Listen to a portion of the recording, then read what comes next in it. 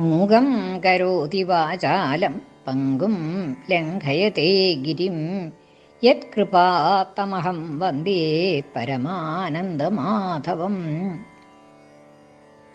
നാരായണീയം 3-ാമത്തെ ദശകം 5-ാമത്തെ ശ്ലോകത്തിൻ്റെ അർത്ഥമാണ് ഇന്ന് പറയണത്. അർത്ഥം പറയുന്നത് കിഴക്കേപ്പാട്ട് വാര്യത്ത് ഭാരതി. ഭവൽ ഭക്തിസ്ഫീതാ ഭവതു മമ സൈവ പ്രശമയേദശേഷക്ലേശൗഘം ന ഖലു ഹൃദി സന്ദേഹകണികാ ന ചേദ്വ്യാസസ്യുക്തിസ്തവ ച വചനം നൈകമവചോ ഭവേന്മിഥ്യാ രഥ്യാ പുരുഷവചനപ്രായമഖിലം. കഴിഞ്ഞ ശ്ലോകത്തിൽ ഭക്തന്മാരായിട്ട് ഭഗവത് പാദങ്ങളെ സ്മരിച്ചുകൊണ്ട് സഞ്ചരിക്കുന്നതായിട്ടുള്ള ലോകത്തിൽ നിന്നും സഞ്ചരിച്ചു കൊണ്ടിരിക്കുന്നതായിട്ടുള്ള മുനിശ്രേഷ്ഠന്മാരെ നാരദാദികൾ ഉണ്ട്. അവരെ പോലെ എനിക്കും ആ ഭഗവത് ഭക്തി ഉണ്ടാക്കി തരണേ എന്നുള്ളതായിട്ടുള്ള ഒരു പ്രാർത്ഥന. അതിനേക്കാൾ വലുതായിട്ട് എന്താണ് ലഭിക്കാനുള്ളത്? അപ്പം എനിക്കും ആ ഭക്തി ഉണ്ടാവണേ എന്നുള്ളതായിട്ടുള്ളൊരു പ്രാർത്ഥനയോട് കൂടിയിട്ട് കഴിഞ്ഞ ശ്ലോകം അവസാനിച്ചു. ഇനി ഈ ശ്ലോകത്തിൽ ആ ഭക്തിയുടെ തന്നെ ശ്രേഷ്ഠത പറയുകയാണ്.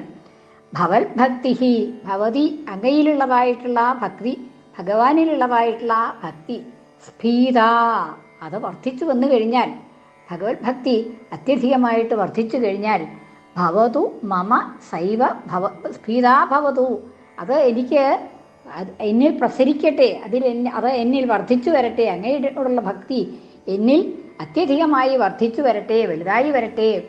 മമ സൈവ പ്രശമയേദശേഷക്ലേശൗഘം, സാ ഏവ, അപ്രകാരം വർദ്ധിച്ചതായിട്ടുള്ള ഭക്തി തന്നെ, സാ ഏവ സൈവ, അത് തന്നെ, ആ ഭക്തി തന്നെ മമ പ്രശമയേത്, ശമിപ്പിക്കും. എന്തിനെ ശമിപ്പിക്കും?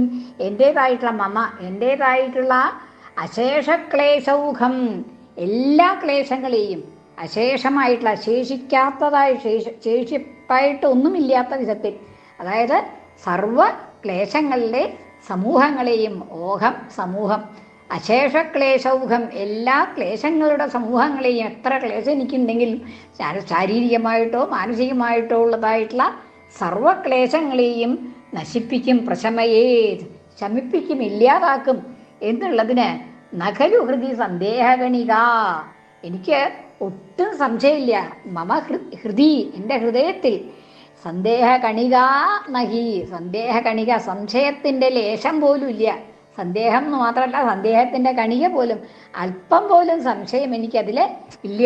ഇനി എൻ്റെ ക്ലേശങ്ങൾ മുഴുവനും മാറില്ലേ ഈ ഭക്തി കൊണ്ട് എന്നുള്ളതായിട്ടുള്ള സംശയം എനിക്ക് അല്പം പോലും ഇല്ല. പ്രശമയേത് അശേഷക്ലേശൗഘം, അത് എൻ്റെ എല്ലാ ക്ലേശങ്ങളെയും ശമിപ്പിക്കും എന്നുള്ളതിന് എനിക്ക് നഖലു സന്ദേഹഗണിക, ഒട്ടും തന്നെ സംശയം അവിടെ ബാക്കിയിരിക്കണില്ല. എന്താണ്? എൻ്റെ ഭഗവത് ഭക്തി അങ്ങോട്ട് വർദ്ധിച്ചു വന്നു കഴിഞ്ഞാൽ, എനിക്ക് ശരിയായിട്ടുള്ള ഭഗവത് ഭക്തി ഉണ്ടായി കഴിഞ്ഞാൽ എൻ്റെ എല്ലാ ക്ലേശങ്ങളും ശമിക്കും എന്നുള്ളതിന് യാതൊരു സംശയവുമില്ല. എന്താ അങ്ങനെ പറയാൻ കാരണം എന്ന് ചോദിച്ചാൽ, അത് അല്ലെങ്കിൽ എനിക്ക് നല്ല ഉറപ്പുണ്ട് അങ്ങനെയാണെന്നുള്ളത്. എത്ര പേരാണത് പറഞ്ഞിട്ടുള്ളത്? ന ചെയ്ത്, അങ്ങനെ അല്ലായിരുന്നു എങ്കിൽ, ചെയ്ത് എന്നുള്ളത് എങ്കിൽ എന്നുള്ളതാണ്. ന ചെയ്ത് അല്ലായിരുന്നു എങ്കിൽ, അതായത് ഭഗവത് ഭക്തി ക്ലേശങ്ങളെ മുഴുവൻ ശമിപ്പിക്കില്ലായിരുന്നു എങ്കിൽ, ന ചെയ്ത് വ്യാസസ്യോക്തി, വ്യാസൻ പറഞ്ഞിട്ടുണ്ട് അല്ലേ, ഭഗവത് ഭക്തി കൊണ്ട് എല്ലാ ക്ലേശങ്ങളും ഇല്ലാണ്ടാവുമെന്ന്. 18 പുരാണങ്ങളിലും വ്യാസൻ പറഞ്ഞിട്ടുള്ളത് ഒന്നെന്നെയാണ്. അപ്പോൾ ആ ഭഗവത് ഭക്തി തന്നെയാണ് വേണ്ടത്. ഭാഗവതത്തിലും ബാക്കി പുരാണങ്ങളിലൊക്കെ, വ്യാസൻ എഴുതിയിട്ടുള്ളതായിട്ടുള്ള പുരാണങ്ങളിലൊക്കെ അദ്ദേഹം പറഞ്ഞിട്ടുള്ളത് ഭഗവത് ഭക്തി തന്നെയാണ് എല്ലാ ക്ലേശങ്ങളെയും നശിപ്പിക്കാനായിട്ട് ഉത്തമമായിട്ടുള്ളത് എന്ന് ഭഗവാൻ വ്യാസമഹർഷി പുരാണങ്ങളിലൊക്കെ പറഞ്ഞിട്ടുണ്ട്. ഈ വ്യാസൻ മാത്രമല്ല, വ്യാസസ്യോക്തി, വ്യാസന്റെ വാക്കുകൾ, തവചവചനം, ഭഗവാൻ തന്നെ പറഞ്ഞിട്ടുണ്ട്. ഭഗവാൻ കൃഷ്ണൻ തന്നെ, ശ്രീകൃഷ്ണ ഭഗവാൻ തന്നെ അർജുനൻ ഉപദേശിച്ചിട്ടുണ്ട്. ഭക്തി യോഗമാണ് ഏറ്റവും ശ്രേഷ്ഠമായിട്ടുള്ളത്. ആ ഭക്തി ഉണ്ടെങ്കിൽ വേറെ ഒന്നും ആവശ്യമില്ല എന്ന് ഗീതയിൽ ഭഗവാൻ ശ്രീകൃഷ്ണൻ തന്നെ പറഞ്ഞിട്ടുണ്ട്. ഉദ്ധവനെ ഉപദേശിച്ചു കൊടുത്തിട്ടുണ്ട്. സ്വർഗാരോഹണ സമയത്ത് ഭഗവാൻ ഉദ്ധവനെ ഉപദേശിച്ചിട്ടുണ്ട്. അനവധി ഉപദേശങ്ങൾ കൊടുക്കുകയുണ്ടായി. അതിലും ഭഗവാൻ ഊന്നി പറഞ്ഞിട്ടുള്ളത് ഭക്തി തന്നെയാണ് ഏറ്റവും ശ്രേഷ്ഠമായിട്ടുള്ളത്. ക്ലേശങ്ങളെയൊക്കെ നശിപ്പിക്കാനുള്ളതായിട്ടുള്ള ആ മാർഗം ഭക്തി തന്നെയാണ്. വേറെ ഒന്നും അത്രത്തോളം ശ്രേഷ്ഠമായിട്ട് ഭക്തിയെപ്പോലെ ക്ലേശങ്ങളെ നശിപ്പിക്കുന്നതായിട്ട് വേറൊന്നുമില്ല. ഏറ്റവും വലിയതായിട്ടുള്ള ആ മോക്ഷത്തിനുള്ളതായിട്ടുള്ള ഒരു ഉപായം, ക്ലേശങ്ങൾ മുഴുവൻ നശിക്കുക എന്ന് പറഞ്ഞാൽ മോക്ഷപ്രാപ്തി തന്നെ. അതിനുള്ളതായിട്ടുള്ള ഏറ്റവും വലിയ ഉപായം ഭക്തി തന്നെയാണ് എന്ന് ഭഗവാനും പറഞ്ഞിട്ടുണ്ട്, വ്യാസൻ പറഞ്ഞിട്ടുണ്ട്. പിന്നെ നൈഗമവചഃ, നിഗമങ്ങൾ വെച്ചാൽ ശ്രുതി ഗ്രന്ഥങ്ങളൊക്കെ, ഉപനിഷത്തുകൾ, വേദങ്ങൾ ഒക്കെ ഉള്ളതായിട്ടുള്ള പ്രാമാണികമായിട്ടുള്ള ഗ്രന്ഥങ്ങൾ, ആ ഗ്രന്ഥങ്ങളൊക്കെ നല്ലോണം പഠിച്ചു വശായിട്ടുള്ളതായിട്ടുള്ള ശ്രേഷ്ഠന്മാരായ പണ്ഡിതന്മാരും ഒക്കെ പറയണത് എന്താണ്? ഭക്തി തന്നെയാണ് ഏറ്റവും വലിയത് എന്ന് പറയണം. ഇനി അങ്ങനെ ആ ഭക്തിക്ക് ക്ലേശങ്ങളെയൊക്കെ മാറ്റാനുള്ളതായിട്ടുള്ള ശക്തി ഇല്ലായിരുന്നുവെങ്കിൽ ഇതൊക്കെ മിഥ്യയാണെന്ന് വരില്ലേ? ഭഗവാന്റെ ഉക്തി മിഥ്യയാണെന്ന് വരും. വ്യാസോക്തികൾ പുരാണങ്ങളിൽ വ്യാസൻ പറഞ്ഞിട്ടുള്ളത് മിഥ്യയാണെന്ന് പറയും. വേദങ്ങളൊക്കെ ഉപനിഷത്തുകളൊക്കെ അധ്യയനം ചെയ്തിട്ടുള്ളതായിട്ടുള്ള ശ്രേഷ്ഠന്മാരായ മഹർഷിമാർ പറഞ്ഞിട്ടുള്ളതൊക്കെ മിഥ്യയാണ്, പൊളിയാണ്, ഇല്ലാത്തതാണ്, ഇല്ലാവചനങ്ങളാണ് എന്ന് വരില്ലേ? അപ്പം അതല്ലെങ്കിൽ, അങ്ങനെ അല്ലായിരുന്നുവെങ്കിൽ ഭഗവത് ഭക്തിക്ക് ഈ ക്ലേശങ്ങളെ മുഴുവൻ നശിപ്പിക്കാനുള്ളതായിട്ടുള്ള ശക്തി ഇല്ലായിരുന്നുവെങ്കിൽ ഇതൊക്കെ മിഥ്യാ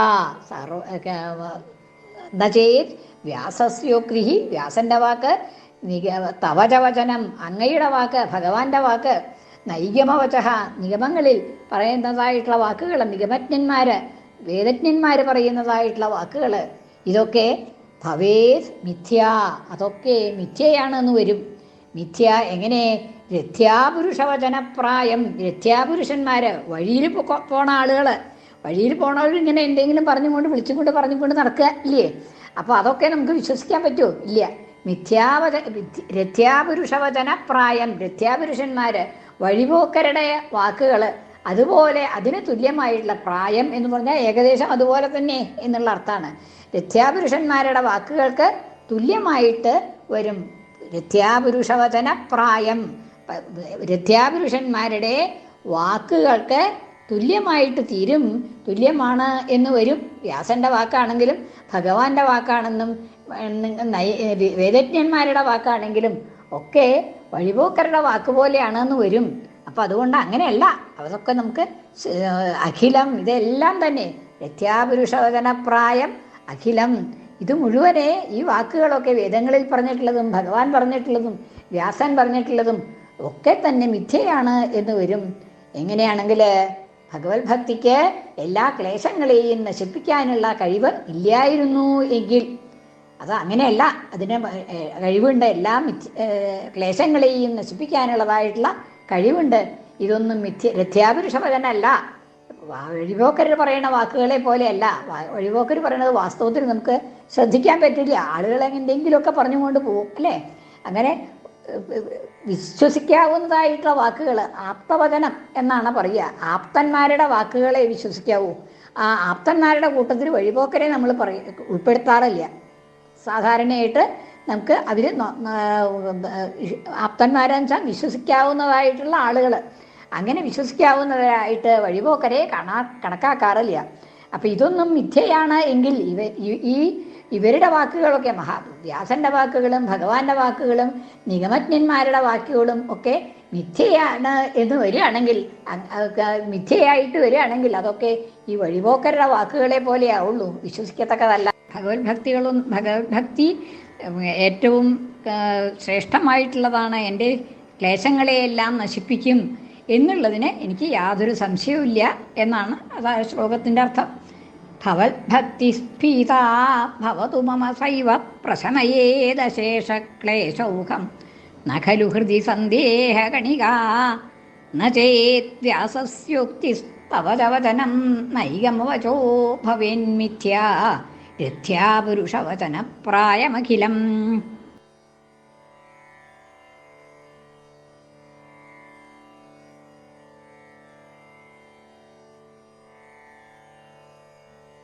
എനിക്കങ്ങിൽ പ്രേമം വളരണമതൊന്നേ മതി വിഭോ, മനക്ലേശം തീരാൻ ചെറുതുമൊരു ശങ്കക്കിടവരാ.